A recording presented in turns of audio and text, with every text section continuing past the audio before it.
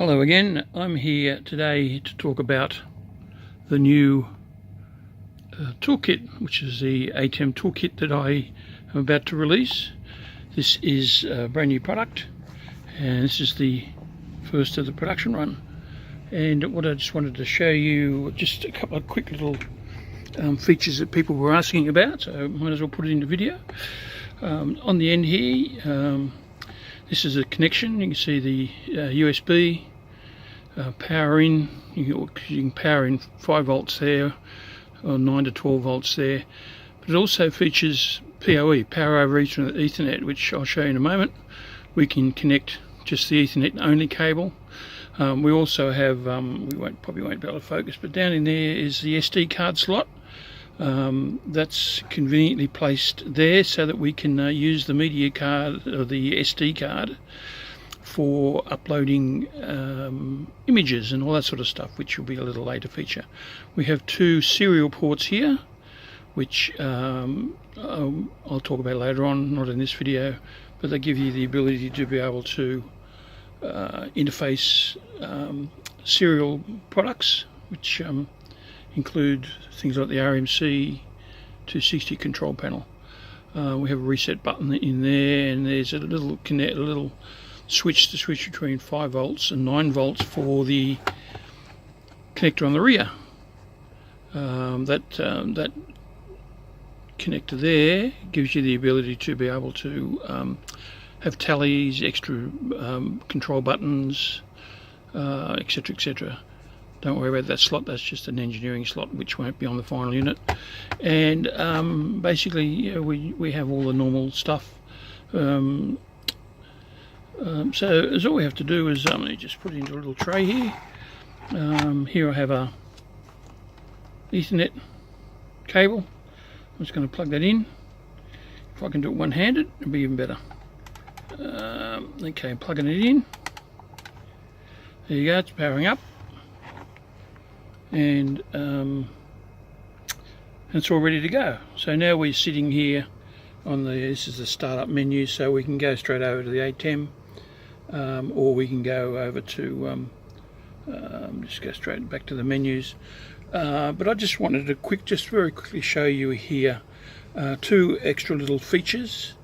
First of all, we have audio. So if we go and have a look at the audio connector here, you can see here we have 6 faders. There's your master. Now these 6 faders are all controllable through this knob here. So as we rotate the knob, we're now going 1 fader at a time. So now instead of being 1 to 6, now they go then 2 to 7, 3 to 8, 4 to 9. So each 6 at a time. And you have all the controls here. We control the fader levels. You can drop faders down, do all that sort of stuff. You can turn channels on and off down the bottom here. This particular audio control panel, as I said, gives you 6, but the controls are a little bit small, so using your fingers is a little bit difficult. But if you're just using a little pointer like this, there will be a secondary audio control panel. I just haven't done it yet, which will just give you your master fader, and it'll give you 1 fader only. And so you can actually select. You can see up here, these are the different the tally lights for what audio channels are on here, and you can actually scroll all the way up to. This is a 2ME, so the last 3 faders are actually XLR, also media player 1, media player 2, and XLR, which is exactly the same as you'll see up on here. I'm not going to show you how to use that. This is going to be in another video. I just wanted to show you that as a feature. If we come out of here and let's go and have a look at the aux. Now this is the aux controller. Again, this particular ATEM has got 6 aux buses, which is the maximum you can get. And here you can have the ability to be able to see all 6 at the same time. You can change the sources as you require by either up and down arrow. You can actually select it and then change it with the rotary knob. You can also you can lock an an aux channel so that it can't be accidentally adjusted. So you can just lock it down here. Oh, there you go. What I've just done, I've just hit that. What that does is it gives you the ability to be able to change an aux bus, but it doesn't actually change the output until you hit take, which I've got to get my finger in here. So as soon as I hit that, it does the take. So what you can do, you can actually, when it's green, it means as you change your aux, it's changing the auxes on the ATEM. Let me just go up here. I'm going to so if you have a look up here, there's the auxes, and I can change them live by rotating the knob, or if I select them on delayed, or what do we call that? Take mode rather than direct.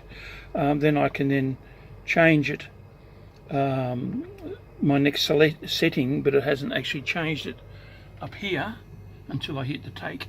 So I hit the take, and there you go. So that gives you the ability to be able to actually switch between sources without having to go switch in between the sources. So if you want to go from camera 5 to camera 8, you can do that just by using this delayed feature, and it just toggles on and off. And I just tried to show you the lock before. There you go, that's locked.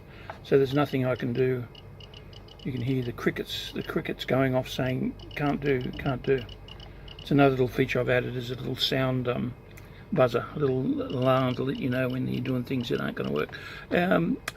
So basically, there you have it. I'm not going to show you any more on that. That's just a very quick look at the audio and the aux features. Thank you for watching, and good night.